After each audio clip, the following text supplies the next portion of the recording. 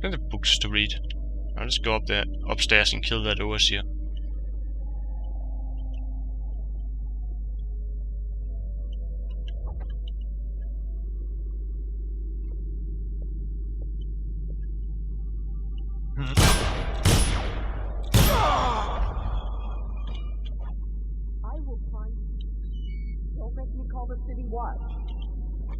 You can try.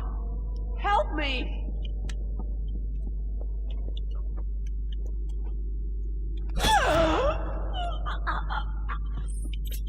You should have surrendered peacefully.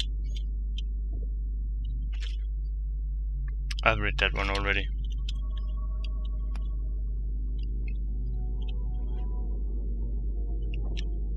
And I'm running rapidly out of bullets.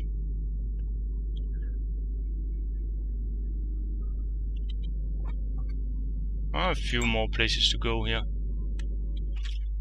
One gentleman of advanced age swore that his brother had been taken by the Whalers, a notorious gang associated with the man called Dowd. According to Peter Mansfield, his brother Radolf was proud of working with the Royal Spymaster's Responsible Citizens Group, feeling no shame in reporting on what he perceived as shady dealings by his rival at the fish markets. But this might have been the source of his trouble. On the 6th evening of the month of Hearts, Radolf came storming into Pierre's home, white-faced and panic-stricken, claiming to have been chased by a group of ruffians wearing the leather suits and vapor masks used by the men working in the whale oil factories. Peter gave him supper and drink, sending him on his way later in the night, after which Radolf was never seen again. Yeah, we have met those guys. They're not nice. They killed the Empress. I'm not going through that door. Nothing over here I can read. Nope. Well, let's go this way around it. Very poor constructed security gate when you just can march around it with ease.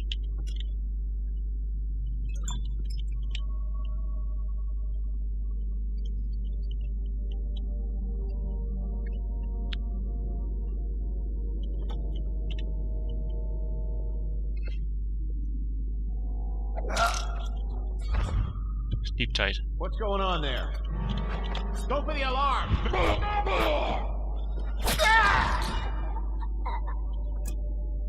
Well, that's one way to kill him. There's still a few left on the roof. I think that takes care of everything in here.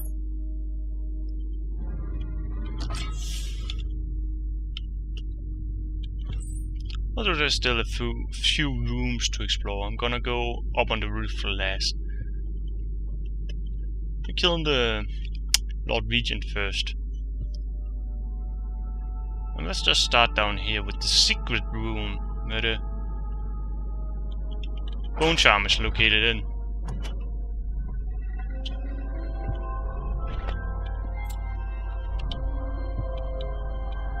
Emily, my daughter, I know that one day you'll be grown up, and I wonder what you'll remember of these years. Will you recall your time as a child with fondness? Or were there too many caretakers, formal dinners, and lessons about boring old history? Maybe the precious hours we spent together will shine brighter. Time captured now and then with your mother and with Corvo, who was always close to my heart. I hope the season of rats and plague will be nothing more than a passing shadow on your early memories. A crisis come and past, weathered by your mother and her advisors. You'll sit on the throne someday, and will do well, I hope. It's a tricky life, full of responsibility and peril. It was not your choice to be the daughter of an empress, but I believe you'll rise to the challenge. Stay good-hearted, Emily. Keep drawing and telling stories, and only share your power with those you truly trust.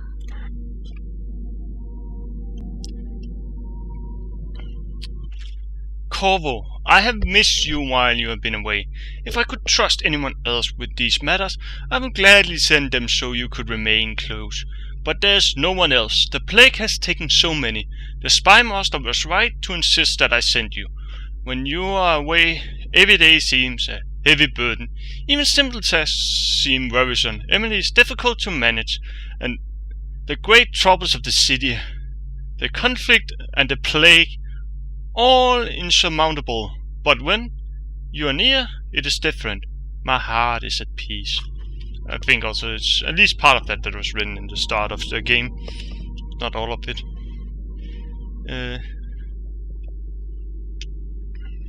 But yeah.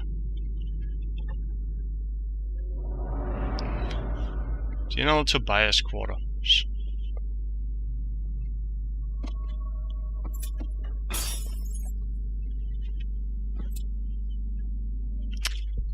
It is said that the office of the Royal Spymaster has existed for as long as there has been an emperor. There has been emperors and empresses. However, in the earliest days of the Empire, this position existed in secrecy. Only after the Morley insurrection was the position publicly acknowledged due to the tremendous role that the acting Spymaster played in the quelling of the rebellion.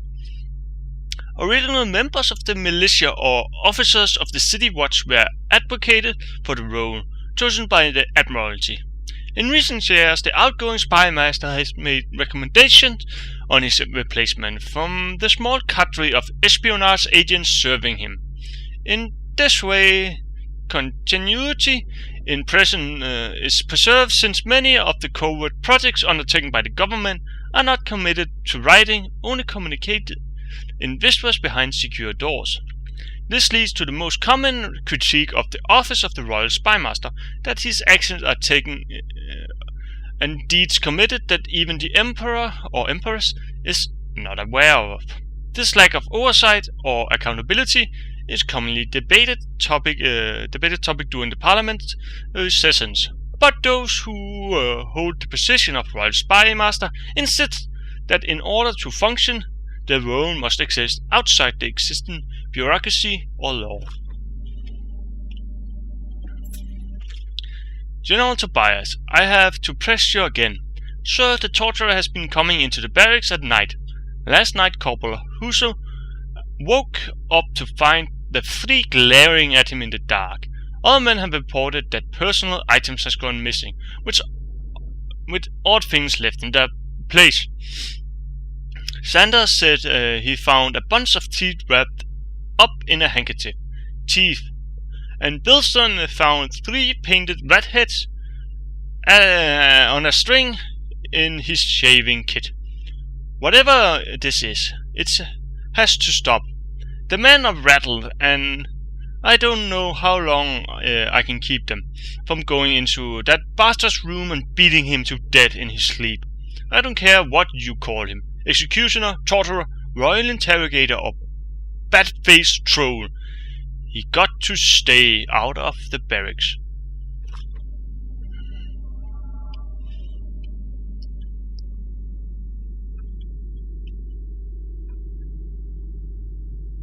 No one around. Good. More books to read. Anything else? I read this one. Yeah, I think I remember the title. For over a century, Dunwall Tower has been the capital of the Isle of Crystal, and the seat of power across all isles of the Empire. Rulers have come and gone, each adding something to the structure. Gardens, observatories, new walls, pools, and specialized interior chambers to suit their needs and whims. Dunwall Tower has withstood numerous wars, several large-scale fires, and the collapse and rebuilding of the northern wing. With Tivia and Serkonos joining the Empire first, it was Morley that resisted longest. Some of the conflict that arose also necessitated the further fortification of the tower. Repeat assassination attempts near the end of the conflict with Morley resulted in creation of the Royal Protector position, with each ruler choosing his or her own Royal Protector after careful consideration. Well, welcome to the Lord Regent's chamber. What a small reading. And this one.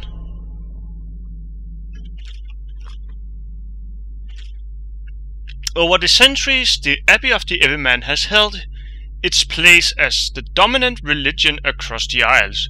Not only do its adherents call it the only meaningful faith, but aside from a few tolerate variation, they castigate the followers of other religions as heretics, actively resulting in harm rather than harmony.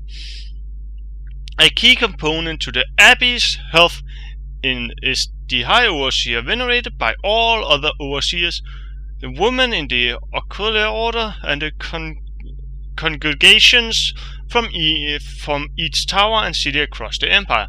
The High Overseer is called upon to interpret the Seven Strictures and to initiate important ceremonies such as the Fugal Feast at the end of each calendar year.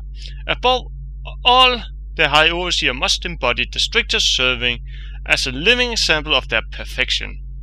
Upon the death of the acting High Overseer, it falls upon a council made up of elder overseers to call for the Feast of Pointed Kettles, the first step in the arduous process of choosing new leader for the Abbey.